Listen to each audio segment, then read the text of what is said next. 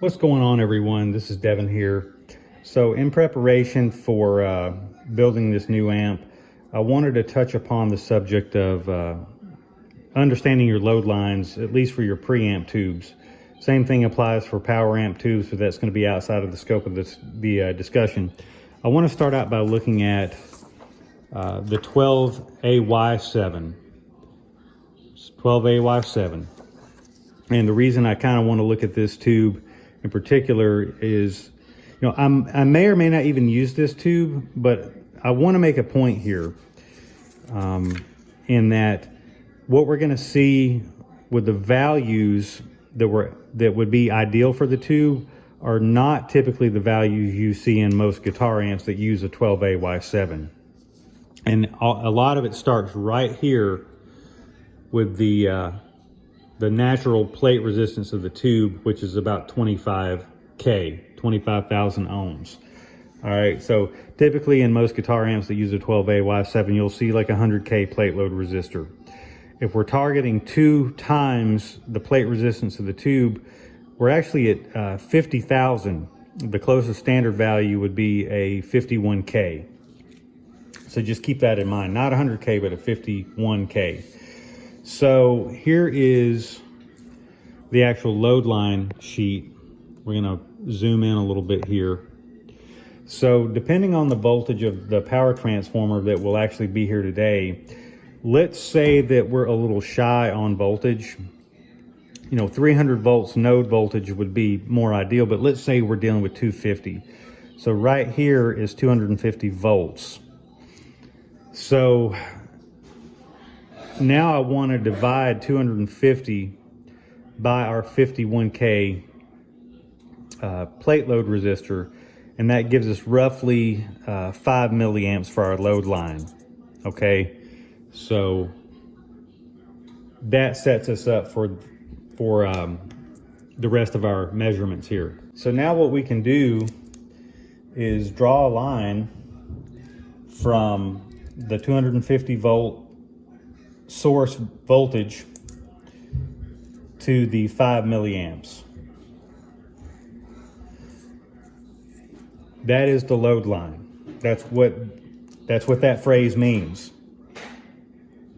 Okay, so generally for our bias point of the tube, we want to maybe target approximately half of our B plus, which would be 250 divided by 2 is about 125, so 100, 110, 120, so 125 volts would be right about there. So now we will draw a vertical line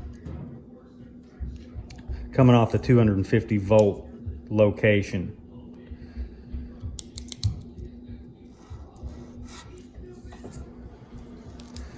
All right, so that's 250 volts. Excuse me, 125 volts. That's half of our node voltage. So I'm going to circle the intersecting point of our load line and our ideal bias point.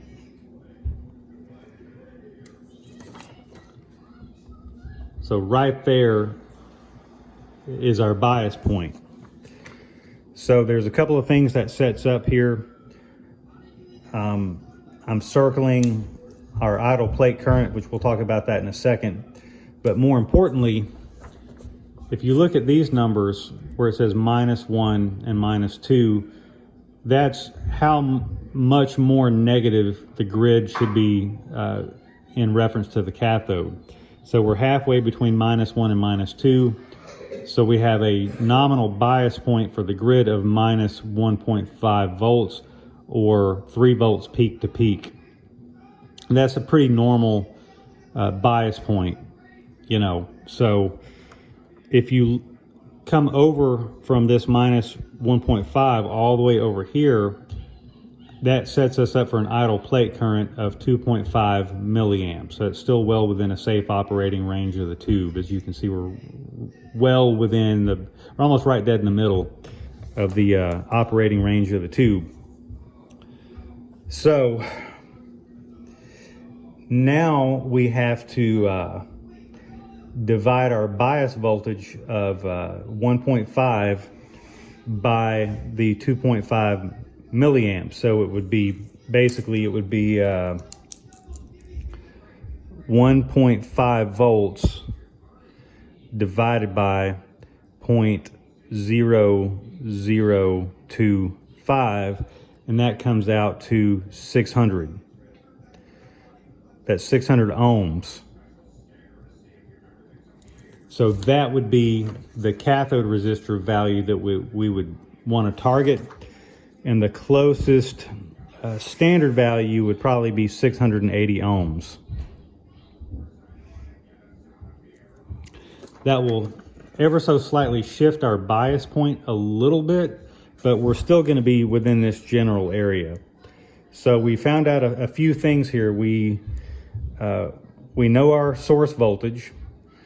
We arrived at the 51K plate load resistor by simply doubling the value of the internal plate resistance of the tube itself, right? We then took 250 volts and divided it by 51,000 to give us roughly 5 milliamps. It's really like, 4.9 milliamps, but 5 was more convenient. That set up our overall load line. Then we selected half of our node voltage of 125 volts, drew a vertical line, and that is the bias point of the tube. That's where that's how we're setting our idle plate current. That gave us an idle plate current of 2.5 milliamps. And we took the minus 1.5 grid voltage, divided it by our idle plate current, and came up with a 600 ohm cathode resistor. So that's just a very basic explanation of what a load line is and what all of this means. There's a lot of other resources on YouTube about load lines, and I would encourage you guys to not take my word for it alone. But that's basically it for the video, and hopefully we'll see you soon when we get into positioning our power transformer. Thanks.